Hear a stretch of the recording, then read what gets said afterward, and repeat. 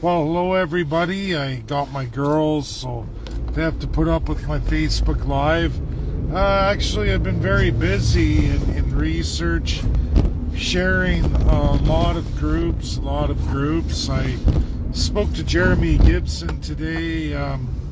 We went over quite a lot too, and I just want to say in that freedom fighter group and why I always get a kick out of Jeremy, and I like Jeremy so much. And I told him he's a critical thinker. He's a critical thinker. He grounds himself in reality. Doesn't mean we all have to agree or have narratives that are 100% unified. That's not the principle of it.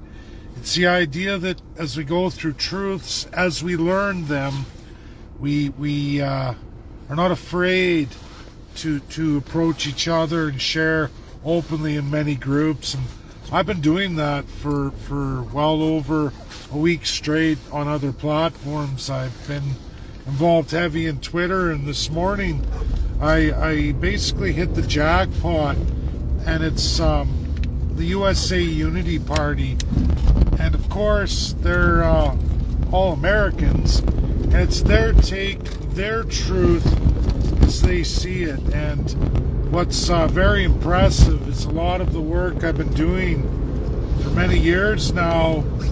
This group of Americans from across the states, and they're much larger than what I've tried to assemble here with the Party of the Canadian Constitutionalists. And of course, America's a much bigger place, but they've assembled and organized many more than I ever did. And of course, again, you look at it, 7,700 people. Well, it's America, right? They're 10 times their size. So I mean, that's impressive. And because of that, you get way more organizational strength. You get way more key people in key positions, and it's amazing how Americans can go through things so easily comparatively to Canadians, and they have. And what was nice is this work I've been doing for 6 years straight. There was so much I was able to share with them, and this Unity Party, this group of Americans across the 50 states, so many articulate, so many knowledgeable persons, much the same as myself, of course the American version. They've read a lot, they've come to a lot, at least at a 90 percentile matching analysis of myself, with some key differences and some key truths that are different because of their narrative, their civics, their understanding of international law. It was a great pleasure for me to be allowed to speak on that stage in front of 7,000 viewers. 7,000. They gave me an audience multiple times, and of course I'm going to continue on with them because it's just amazing. But it shows just how very ahead of my time I am, and it's unfortunate, especially being a Canadian. It's not only really far ahead of the American curve, but sadly it's super far advanced than the Canadian curve in our understanding of our civics and our institution in Canada. But these Americans have figured out the British Crown, and they've really come a long way in understanding international agencies, domestic agencies, and the international narratives that are basically anti-American. They have figured that out. They really easily overlap my works, a lot of what I'm doing, and I think it was a real treat for all of us involved, and they got a real kick out of me. And it's I would love to have those kinds of numbers in Canada. I think at almost 8,000 people, we'd be very highly successful, at least in getting registry and getting critical things done like these folks are able to do. And why is that? Well, again, it's the numbers. It's also the repressive state of Canada and the narratives on the people of Canada, and that's our biggest obstacle. But in the world today, I'm very happy to say, everybody, that America is coming a long, long way, and a lot of people are waking up to a lot of truths. And what I really have a hard time getting accomplished in Canada is easily gravitated in the States. And I mean, like a sponge, they're sucking it up. And it's no accident America's institutionalized for that. Americans sure do love knowledge, academics. People talk about royalties. They understand the evil of royalties, at least at the idea that it belongs to the royals, not the people. And that's a big difference. That's a big difference in narratives Canadians need to understand. We always focus on particular resources, but in the States, their royalty regimes for the people are much, much more extensive. And of course, knowledge is in there too. They take that very seriously. Americans really love intellectual property. They love people willing to share that.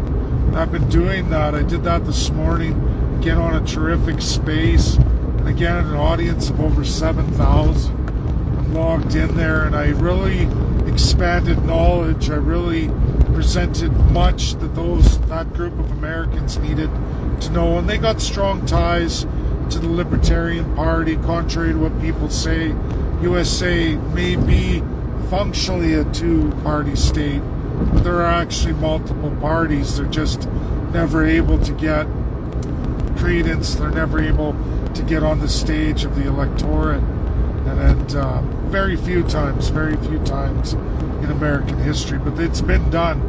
And there's a few groups working on that. There's some pretty strong non-profit civil societies in the American concept.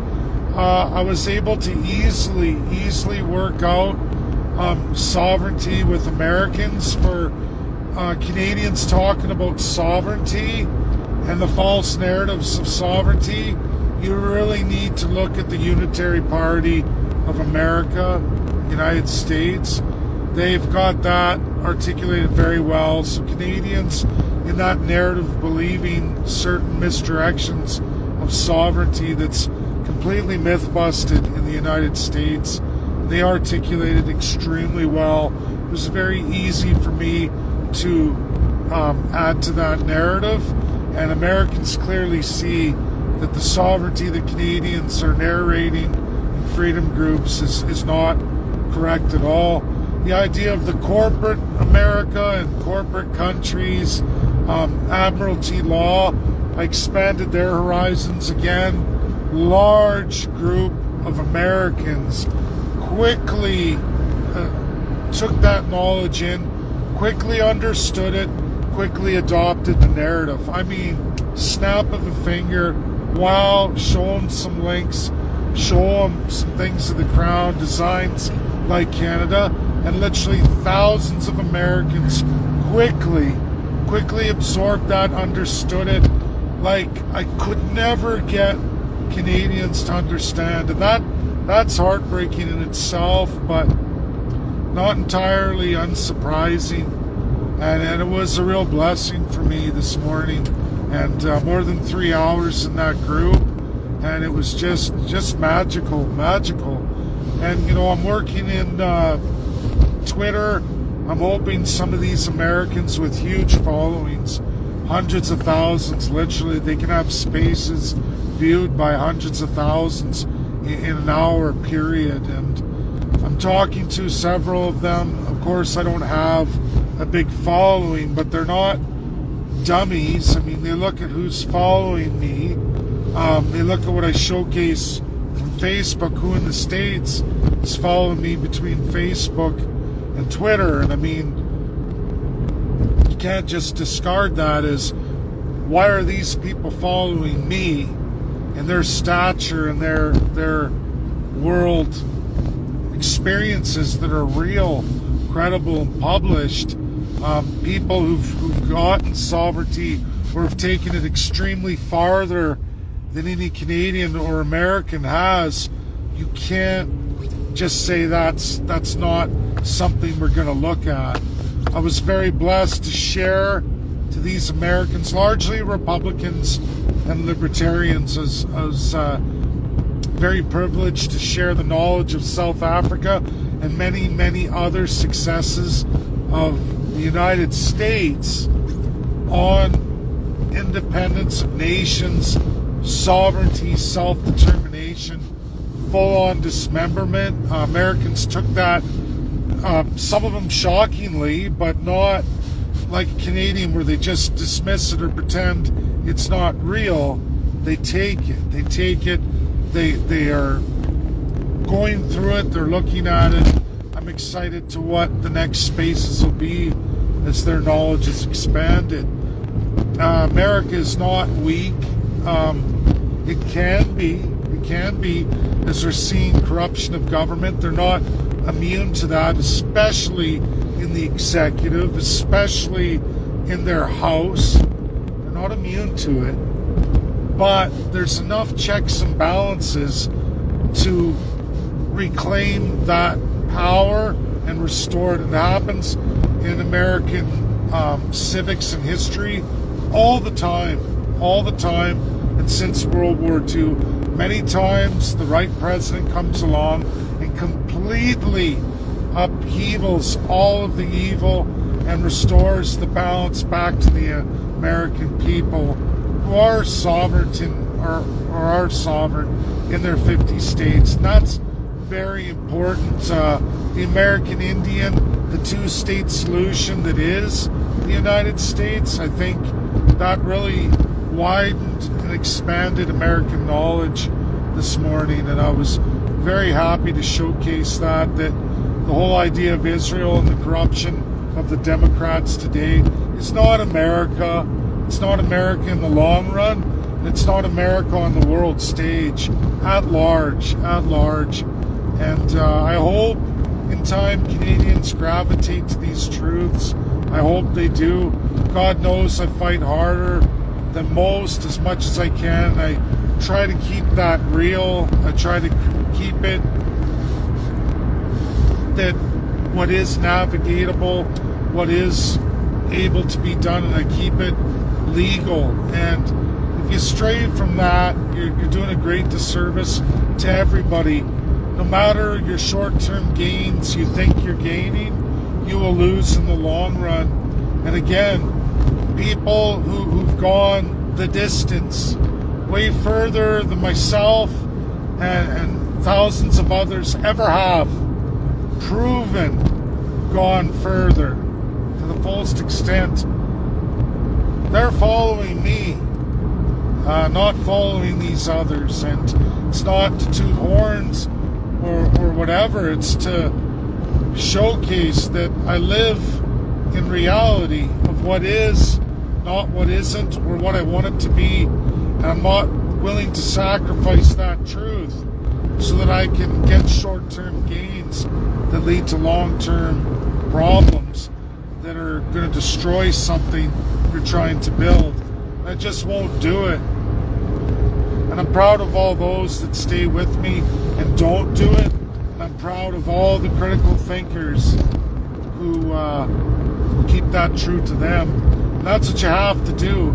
It's not about being right all the time or making errors or making mistakes. It's about seeing that, making the change, growing, changing with ever expanding knowledge and truth that you discover on our journeys. We all do. And it's the ability to change and modify when you discover those truths. And I try to do that absolutely as much as I can. And I am blessed that a lot of things I did here as a Canadian just in the last 3 weeks have exploded in the United States, taken root, and it's amazing. And like I said, to be invited to speak in groups of literally thousands of Americans, because I nailed it. And I'm one American with a massive following. He's got more than 250,000 followers, and he opens a space. He has no problem having a seating of 7,000, like this morning, 7,700. And he has no problem going forward with that and saying, look, this guy was right. And he said, you know, we made all these memes. We wanted to do what you were doing weeks ago, but, you know, you're scared, you're not sure, and here you are, some little guy in Canada, pumping this information out at an incredible rate. And we were all afraid, like, were we going to be shut down? And here we look at you, a subject in a crown, they said corporation called Canada, but now they understand that it's not a corporation.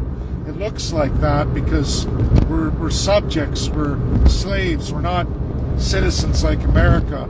We're property of a divine elite government. It narrates like a corporation, but it's actually not a corporation. It's an evil country of the old world order. And it's because they put the people in the idea of assets to another divine elite, first, second, third class, and absolutely the savage class. They've figured that out, and they've figured that out through agencies, and their narrative is very, very close to ours.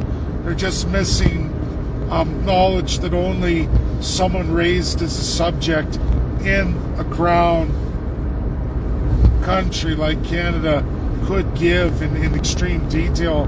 They were blown away by William Shakespeare, the knowledge of French and English, where English came from, the language, I mean, and what laws are and what aren't, what isn't admiralty law in the United States. Not for America since the 20s. They pushed that away. Their checks and balances were able to stop that. The knowledge of Catalan and admiralty law and how Catalan lost its independence, and the writer of Catalan's Declaration of Independence is a very good friend of mine who flew all the way out to Texas, who's on my Facebook with little old me giving an interview with me on my Facebook in the state of Texas. That was just last spring. So I think, folks, you know, the narratives of sovereignty, the narratives of admiralty law, and many others, you've got to give it to me. I've got it right to the source by those who crafted it, those who put it into the world narrative, and those who know it's not America's narrative. It may be Canada's because of many treaties we've signed under the crown, and a lot of the world, but it certainly isn't the United States. Sovereignty does belong to Americans in their 50 states. That's my video, and I hope Canadians share this. I hope Canadians look at this, because literally thousands and thousands of Americans are. And my voice is going across the United States today and probably for the coming weeks ahead. And it's not to brag or toot my horn or I'm somehow smarter than anybody. I'm just blessed to have gotten in early, gotten involved, and stayed to the truth. And if there's anything that really flows well in America, it's the truth and the intellectual property and the easily traced truth of the things you do, and being first, America first. God bless everybody. Share, get it out there, because I'm at least happy to know that America is growing. America is coming around, and it's unbelievable. And I'm just, again, blessed to be on that founding time, to be one of the first, and I'm proud to be Canadian in that respect, that I could showcase something so beautiful to the United States of America and many of her citizens. That's my video, everybody. Share, get it out there. Bye now.